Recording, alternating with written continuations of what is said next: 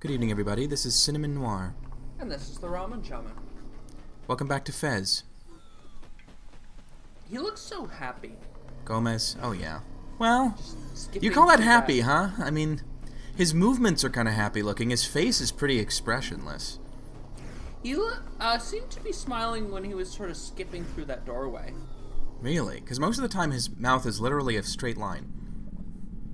Very, how to put it?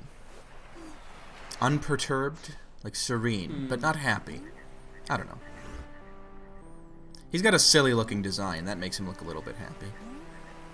I really should remember better whether I've said this before, but have I mentioned that he looks like Leland from Dr. Tran?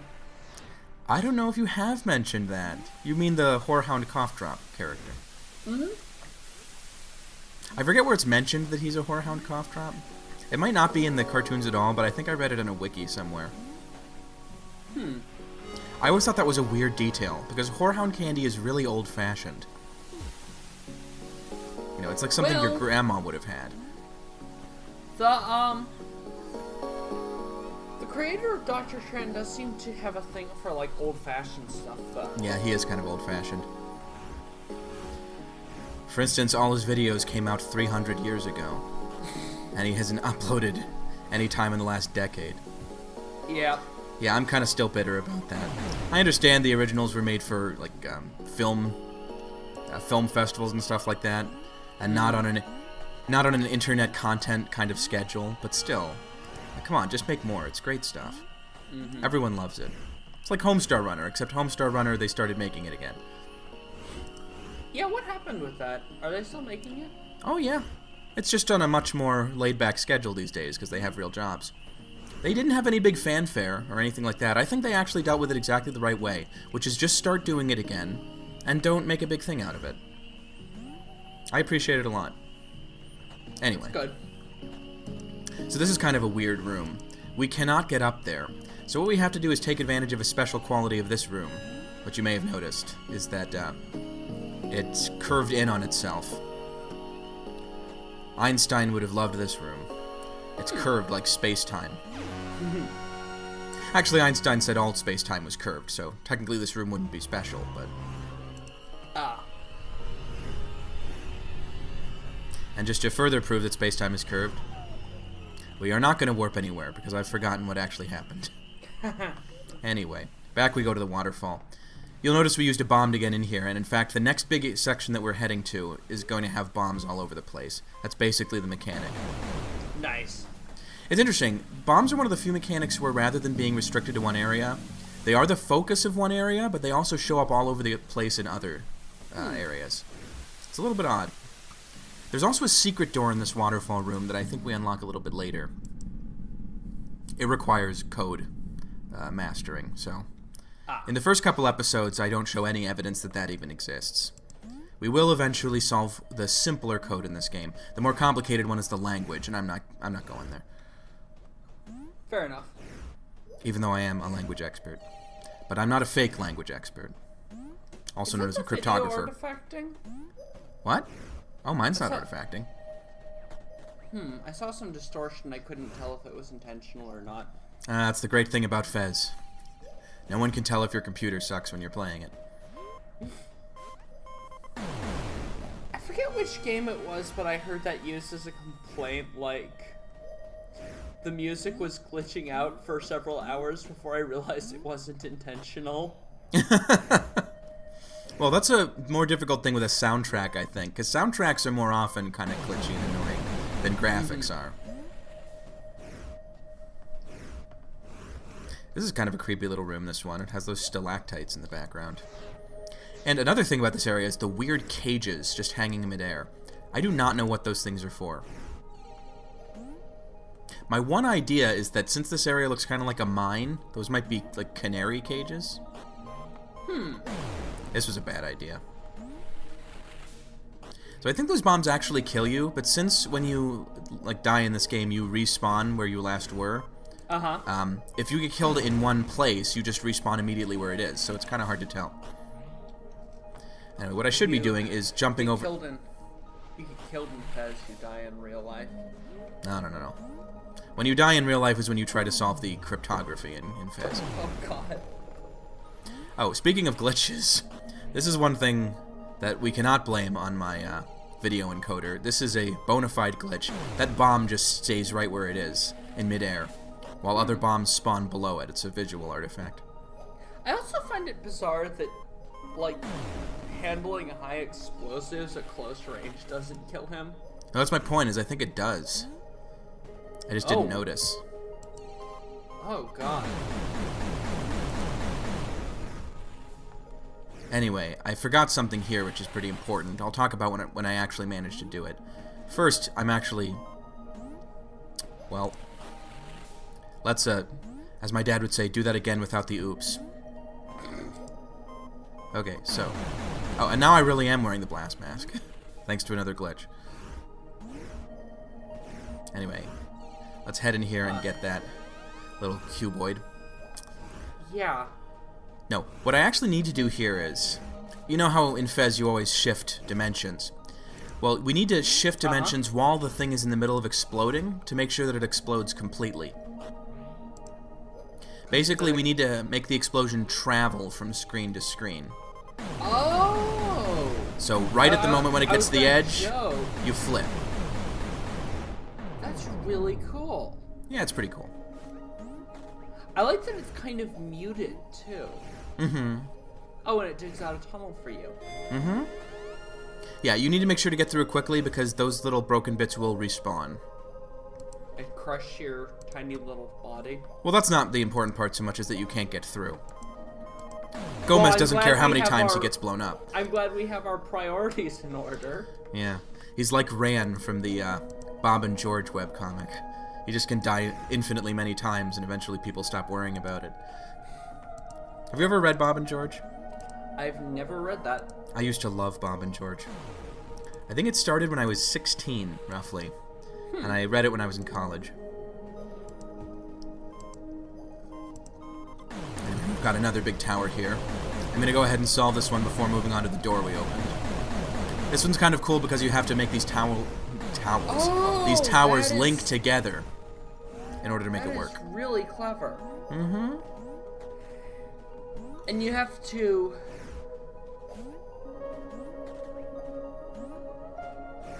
Yeah. Do that. You have to, like, push the two towers together using perspective. Exactly. It's not actually any harder than it would be if it was one tower. It's just more visually interesting this way.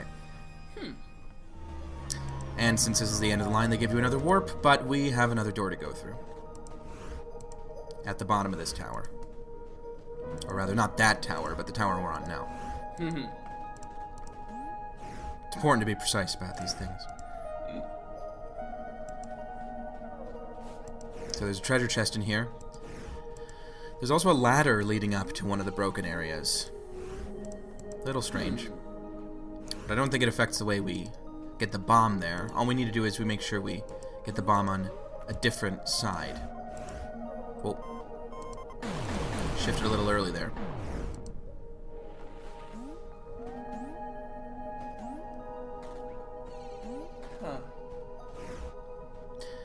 By the way, one thing that I know but keep forgetting is that every time you hear that little noise and you see a rhombus extending outward, that indicates that there is one of the little mini cubes that you haven't picked up yet. I say I keep forgetting because I often do not pick them up early on, even though they're crying out to you to be found. That's an important thing because they're the easiest thing to overlook in this game. So I think that was put in there to make sure you don't overlook them. Otherwise, it would be really easy to get into a position where you have no idea what you're missing. I've often wondered, where are all the cubes? And actually, it's just that I've missed some of the little tiny cubes. Another thing that's helpful is that when you've collected absolutely everything in a room, including all the hidden doors, the border along that room will turn gold in the map. Communicating to players effectively must be really tricky. Must be a really tricky part of game design. What people call conveyance? Yeah. Yes. Anyway, I was thinking that you could blow up this crate. I don't know why, because blowing up crates isn't really something you do in Fez. But I was missing, actually, there's a little breakable wall just below where we are right now. Huh. It kind of blends in. It's a little harder to see than the rest of it. I should say, it's a little harder to see than the other breakable walls. So at a certain point, I forget exactly when, I think it might be only on New Game Plus, in addition to having the border on the outside of the map square when you've collected everything, you also get little icons telling you what is left in a room. So that way when you're doing New Game Plus, it's easier to complete it. That's me falling off because I forgot exactly where I was. And then it happens again. That's the great thing about that particular blown up area is it's just a little alcove. And you're tucked into it, so you forget that, you know, that place is safe, but just a little bit to the left or right, you'll fall.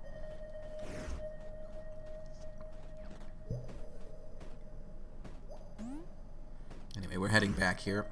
Finished up this little area. That makes sense. It's just me checking to make absolutely sure there's nothing missing. Oh.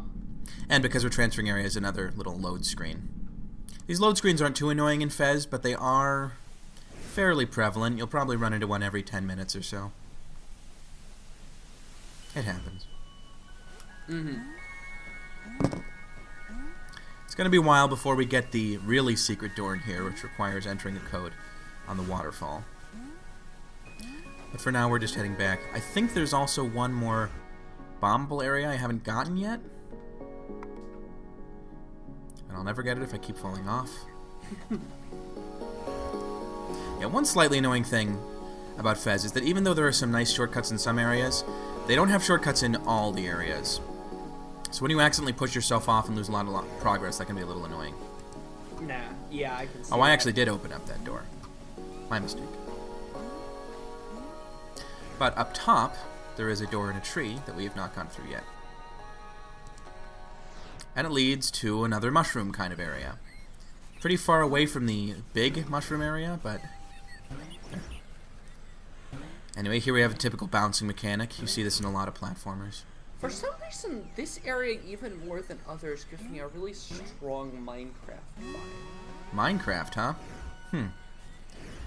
It really reminds me of the jungle biome for some reason.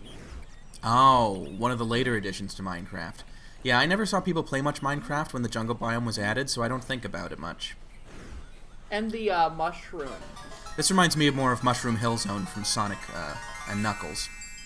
Ah. Well, this is weird. It's an artifact, but this is not actually a cube. I mean, it is a cube, but it doesn't count as one. This ancient artifact, the little square buddy we have, our little square fairy. I'll call him Squarey, since I don't know his name.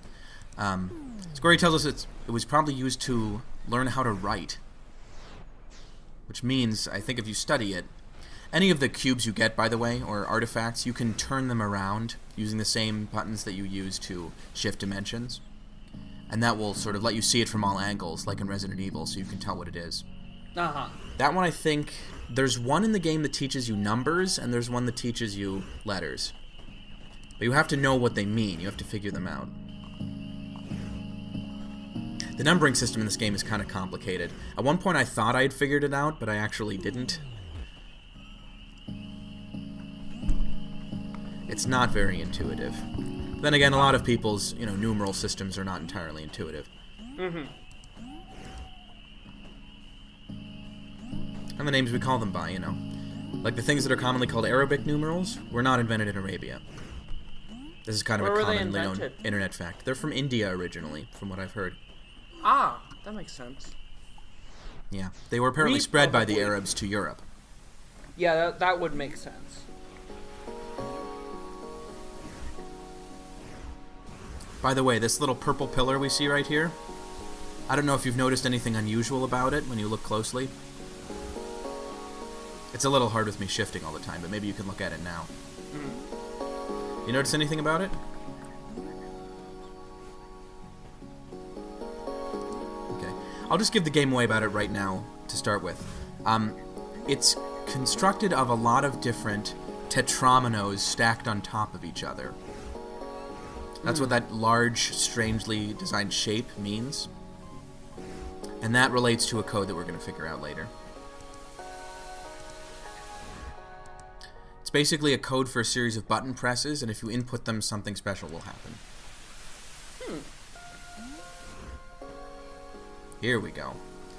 This door also has the same kind of symbols printed on it, but it's a different code. Is that a... This door reminds me of the one from Lord of the Rings. I don't know if anyone else felt that way. Oh, yeah. Bell. So what is that, you see that squiggly thing on the pillar? Yeah, that's what I was talking about. Oh, sorry. That's the code. I need to pay better attention then. Oh, that's fine. There is a bit of a quirk about it, though, which I'll mention when we get to that point. This is just me checking out the map to see where I've been and where I haven't. I didn't realize I didn't get through a lot of the, skull area back when we were there. I'm not going to finish up in this playthrough because this isn't 100%, but, bear in mind, we didn't see everything. One thing, however, is that there is a door here we have not yet opened. I was a little surprised when I got to this point. I thought I had fished it out pretty thoroughly. But no, what we have here is a bell tower. There's a lot of towers in this area. There's the one in the center that has a tree, and then there's the lighthouse, which is a kind of tower, and a bell tower. A little unusual. But, kind of like the original Metroid, Fez tends to be divided into more vertical segments and more horizontal segments. And this area is definitely very vertical, leading on to new areas. The places with a lot of warps, you tend to be climbing up, and then the places where you're just exploring for cubes tend to be more flat. I mean, that's not entirely true. A lot of Fez is very vertical, but I think there's areas where there's heightened verticality. No pun intended. Oh, that's clever. So this is a bell. I mean, it's a real bell. You can interact with it by pressing Control. I was gonna say, it'd be kind of hard to have a platformer that didn't have an amount of verticality, although now that I think about it, this has more verticality even than most platformers, because there's a lot of climbing up and down. Well, think about Super Mario Brothers. Many Super Mario Brothers levels have very little verticality, especially in the original game, where almost all levels were a straight shot from left to right. Starting with Mario Brothers 2, the American one, they had very strong vertical levels, but, very early on, they couldn't even do that. It's funny to think back that when Metroid came out, having vertical levels was like a really big advance in game design. Yeah, I guess so. Back then, little things were more, more exciting. Was high verticality... I'm trying to think if it would be more common in Metroidvania. Yes, some Metroidvanias. Some avoid it, but for a lot of Metroidvanias, one of the biggest things you get in most Metroidvanias is a double jump. And a double jump doesn't mean anything if there isn't some degree of, height challenge in the level. Yeah. Oh, by the way, speaking of bombs showing up everywhere, they're in this section too. We need to blow open that little connecting door. Although, I remember, what was it, Alice Madness Returns? That thing gave you a quadruple jump, but it was but you didn't get much height out of it. Yeah, it was mostly used for horizontal distance. It was more like a float than a jump, I would argue. Yeah. It was. Anyway, now we can get back through this area.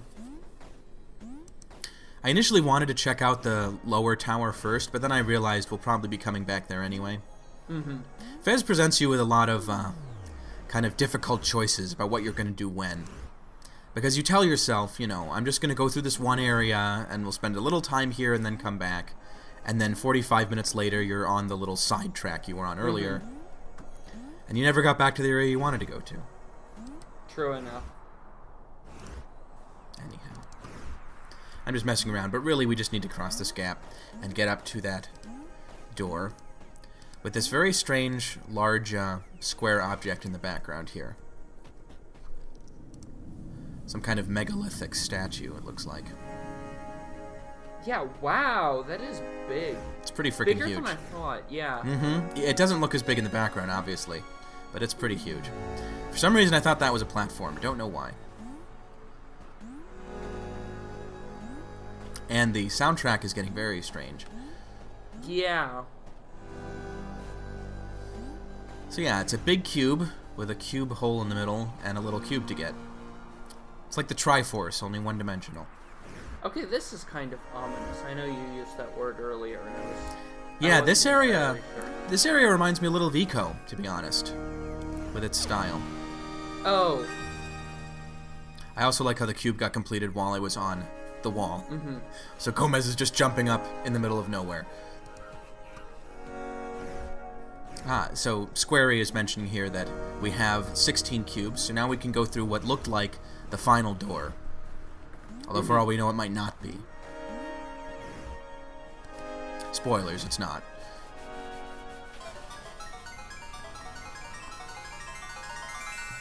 Oh, a key. This is useful. We're actually accumulating quite a stock of those. And for the first time, I take a look at the artifact and the treasure maps. Oh, for a minute I was like, wait, I don't have 16 cubes, but then I realized that includes one anti-cube. Ah. The game makes absolutely no distinction in terms of unlocking things between what type of cube you have. The sum needs to be correct. Mm-hmm. You don't need to have a certain number of regular cubes or a certain number of anti-cubes.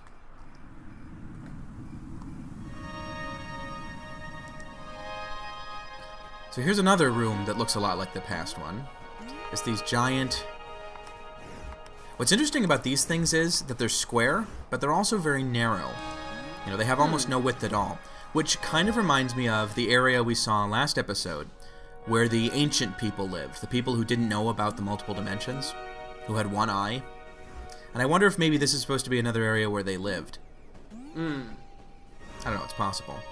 Again, because these things have the strong, solid colors to them, but they have ivy growing all over them, they do look like man-made objects that have just been ruined.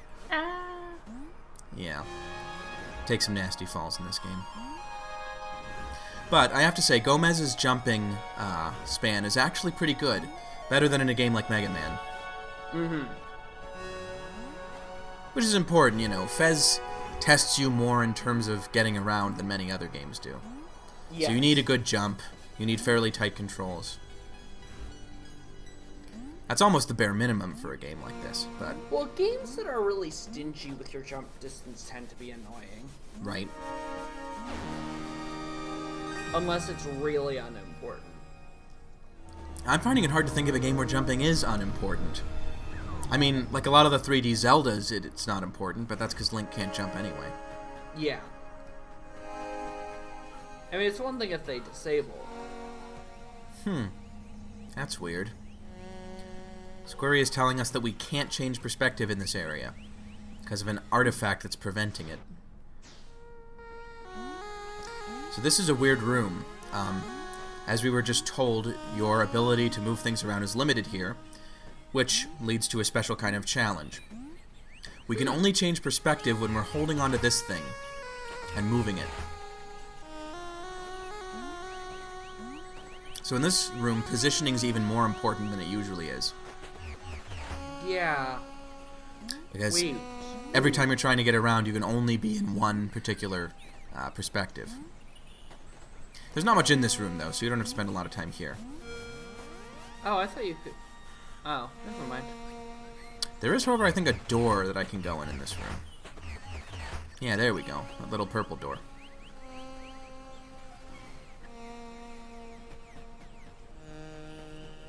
And through it, we find this little puzzle room.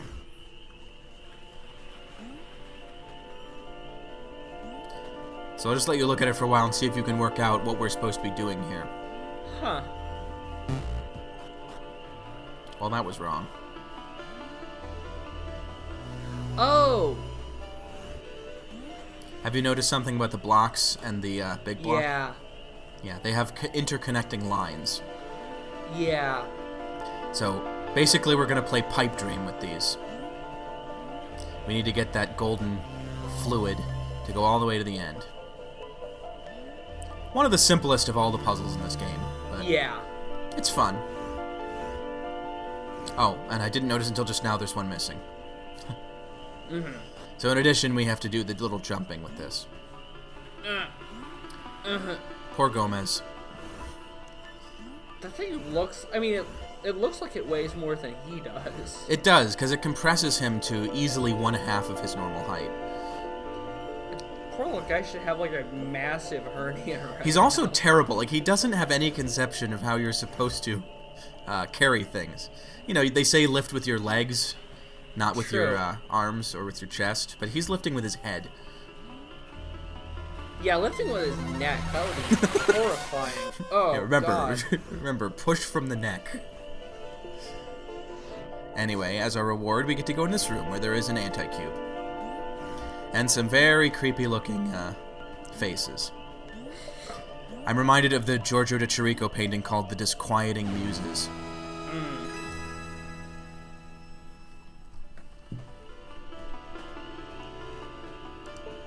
They look kind of like octopuses, like octopus heads.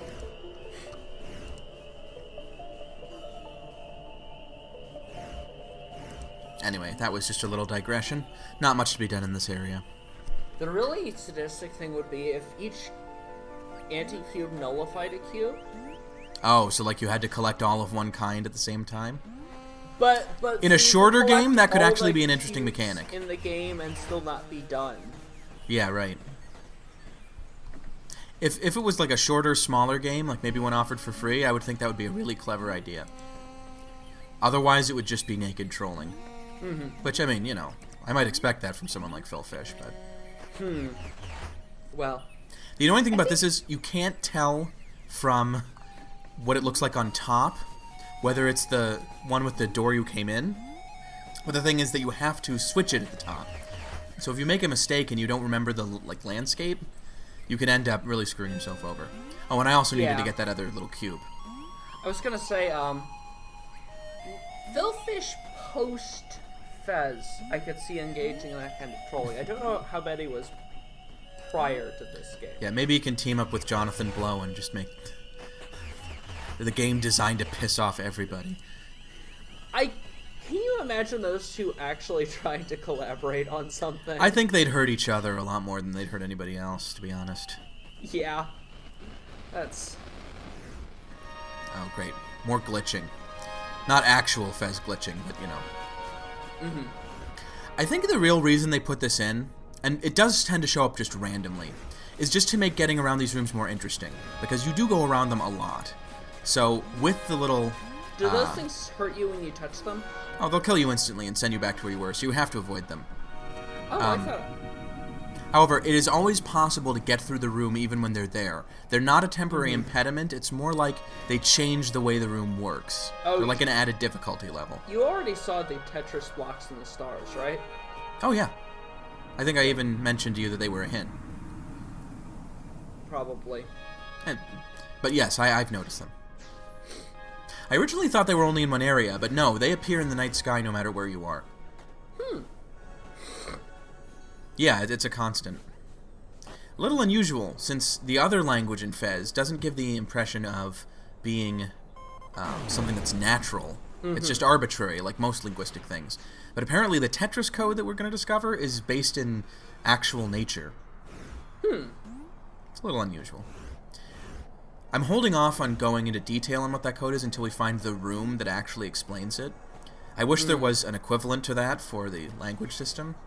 I don't think there might be, but I've never remembered it. Yeah. And then, I know there is one that teaches you numbers, but it's cryptic, like a lot of things that teach you stuff in this game.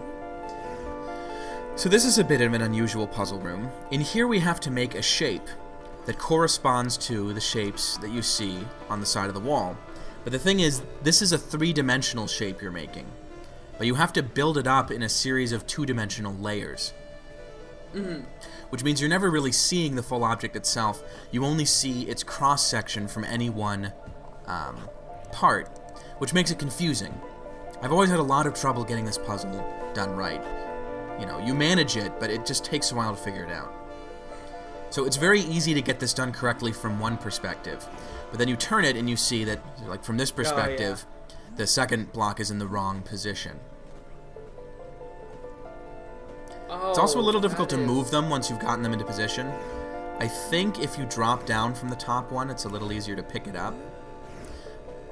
But I'm wondering where to pick it up in the first place. And you can't pick up the one on the bottom. He looks, when he does that hip thrust, he looks like he's trying to dance. Mm-hmm. Oh, you're talking about the little sidle he does when you change directions quickly? Yeah.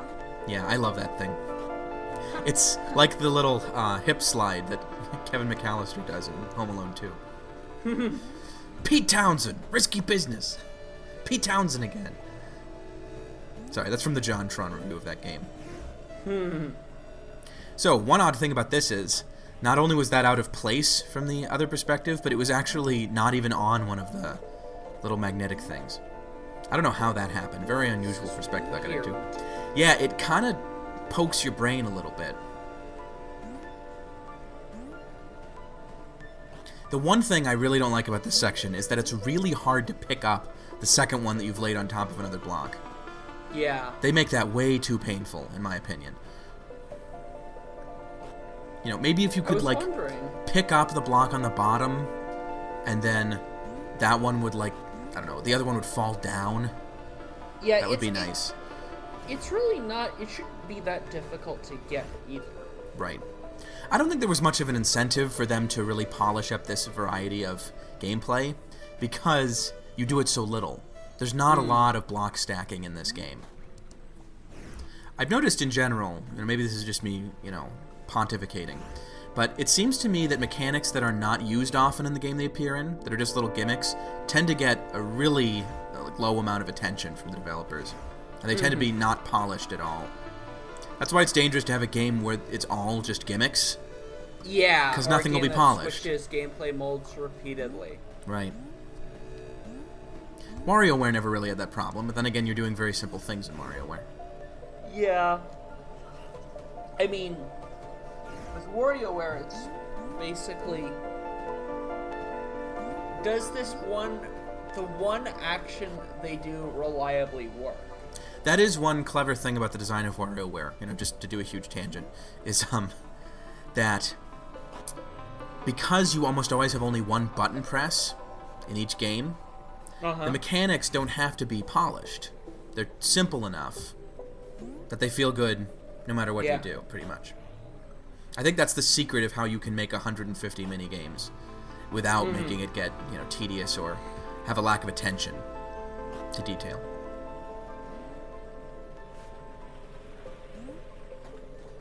So one thing about this room that kind of might help you solve it faster than I do is finding the one perspective you need to start with by just, you know, doing some basic spatial analysis of this before you start. You can save yourself a lot of trouble by doing that. Yeah. Because if you just start pushing the blocks in place, then you have a lot of trouble. Fortunately, we finally managed to get this done. And I like how after it all comes together, it kind of looks like a recliner. Actually, now that I think about it, it looks a little bit like a throne. And that might be what they were going for. Because there are thrones in Fez. In fact, you find them in some rooms.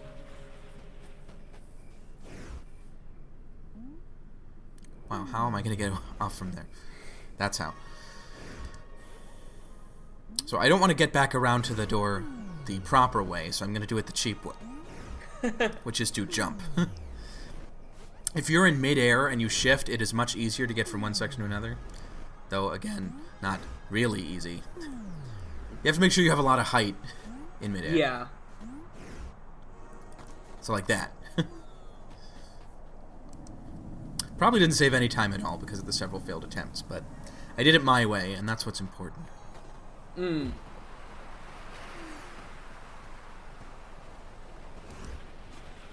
Anyway, I thought I had the number system worked out at this point, because I thought this was a fairly obvious inference, that the numbers on this would be 1, 2, 3, and 4, right? So you push one side one time, another 2 times, and so on and so forth. That turns out it's not true at all. The numbers are actually 1, 3, 6, and 10. We're going to see me get this actually correct at the beginning of the next episode, and it was only because I cheated. But really, all you get out of this is an anti-cube, so it's not a big deal. Not nearly as serious as me cheating on the Tetris code to go get an entire new area. Yeah. So, I am a little sorry about the wasted time here, but trust me, viewers, there would have been a lot more wasted time if this episode didn't happen to have a little editing in it. Yeah. Because I really got hung up on this bell. I wanted to solve it. I've done that. I've done things like that. I've done bell chiming puzzles in other games, and I've managed them, so I think I had a little bit of hubris here. Like the one at the beginning of Bioshock Infinite, I mean, that one's really easy, so it conditioned me to think they all should be. Mm-hmm. Although that's not really a puzzle. The puzzle is, can you read a card? You know what I'm talking about, right? You have to... Actually, the bell tones sound kind of similar to this. You have to ring the bells in order to get picked up by Columbia. Oh, yeah. I did forget that for a second. Oh, well. Well, it's not a very prominent aspect of the game. It involves the, what is it called? The book, the sword, and... Is the third one a bell? It might be. But that bit of iconography that they introduce at the beginning and then never use again... Mm-hmm. I never understood why they did that. Oh, curious thing that occurs to me, having seen just that. So when you are in shadow, because you're, from the perspective of the game, on the other side of an object, you might think that it'll just drop you off a cliff if you move, but actually the game does remember where you are. So you'll only fall if you move to where there's a pit on your side. So it's not as unfair as you might think. It lets you go around to the other side if it's a continuous walkway. So, here's a big room that has nothing in it. The reason is because all of the stuff that would be interesting in this is under the water. In order to get to it, we need to find a way to drain the water. Oh, there is a way. And Fez, or Gomez just floats. floats. You did it. Yeah, Gomez can't sink. We all know white men can't sink. That's one of the dumber jokes I've ever made. Anyway. Okay. No, it's supposed to be white men can't jump, and we all know Gomez jumps very well, so this game doesn't go for that. Now, what I am going to do, now that we're at the end of the episode, is... Oh. I think my past self may be disagreeing with me. Well. No. What was the saying? We're going to go back to the place with 16 cubes, and we are going, in fact, to see what's there.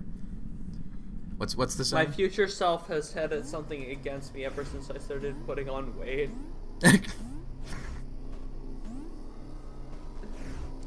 Anywho, so, with 16 cubes, we can finally go in here and see what's on the other side. And what is on the other side? Can you guess? I mean, think about what we saw in the other two places. Nice! So, in the first door we went through, we saw a ruined, ancient town. Then we saw an abandoned, more modern town. And this is a fully populated little village, much like our own. It's a little bit bigger, and there's all these people here, way more than our own village, so presumably these people are also richer. Unfortunately, they are also barbarians who speak a weird language. Now that I think about it, I said last episode that Gomez probably knows this language, but looking at this section, maybe he doesn't. Maybe it is an ancient language from his perspective. Because otherwise, you know, when you talk to people in your village and home, they speak English, and these people speak the weird cube language. So actually, it must be that Gomez can't understand these people after all. They're just too advanced for him. They're like the space aliens from 2001: A Space Odyssey. Oh, by the way, the background of this room is a little phone QR code.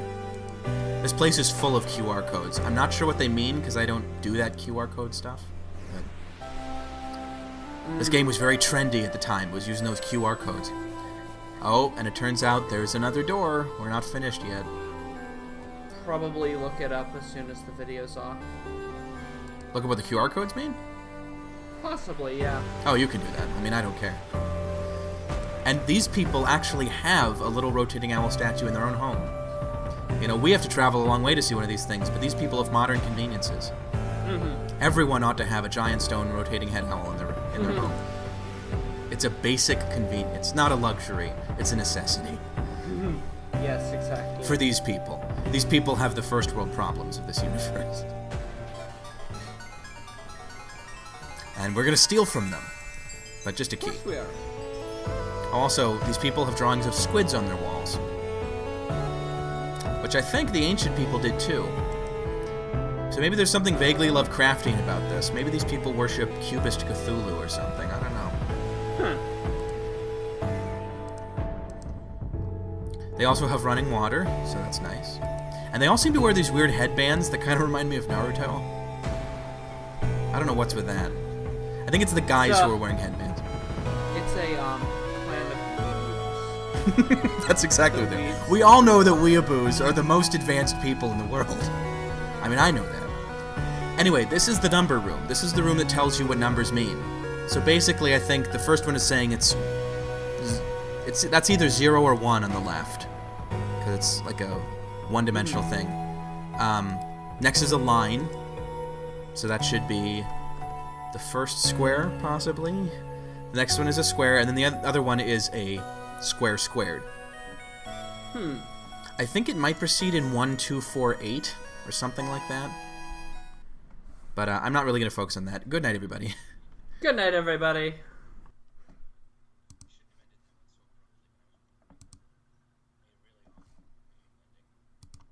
Just a bit.